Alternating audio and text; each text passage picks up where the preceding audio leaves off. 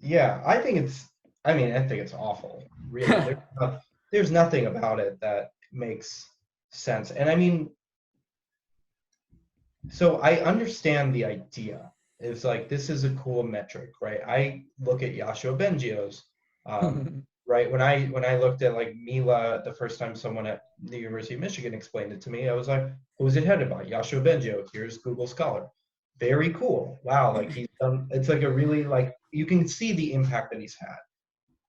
The issue comes though with what you have today is that you basically have powerhouse schools, powerhouse groups that are just pumping out papers and pumping out papers meaning like I mean like hundreds of conference even. And if you like sit there and you think about it, like I haven't done 100 of anything in a year, right? Like I have no, I don't have enough focus, but I'm out here like trying to read like 30 books this year. I mean, people are writing 100 papers at a conference, and this is where you can really like if you know what you're doing. And what I will say is that I think people have this idea of academia that people don't know how this stuff works. Yeah. And I think that's completely wrong because I knew how it worked.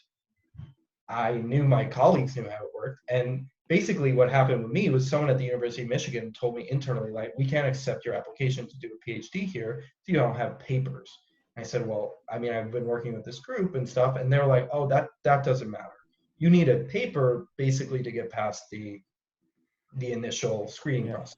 And I've talked to people at MIT, people at Mila, and I've asked like, what how like strict is this rule? And people will tell you like, yeah, not really, but like people look at H indices, they look at citations. These are things that can be hacked. And when you're telling students who want to do a PhD, like to do research, that like, oh, we can't accept you unless you effectively hack these metrics, then you have this like sort of feedback loop that kind of grows. And I think it's horrible. I can get sorry, that's like a mini rant, but So I think, yeah, I think I agree. Like it's terrible.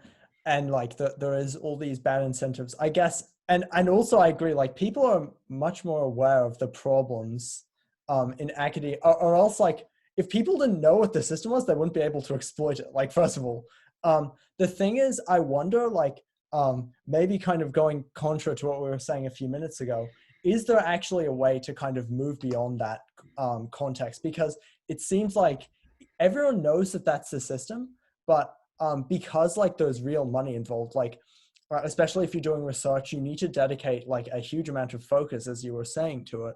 Is there a way of kind of going beyond it, or are we stuck with that system? And I was wondering, like, then how does that tie into like the context of this workshop you're helping organize on alternative publication formats as well?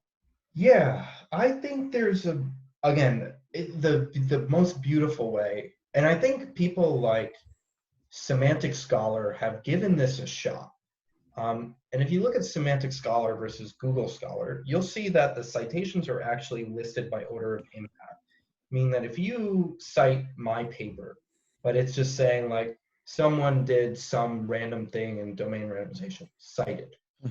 This is actually a much less impactful citation than, oh, okay, we're building on top of someone's work. And that second citation should actually count more in some sense. Um, and having almost like shifting into an impact score. And that's where I think you can really get around the like hacking systems.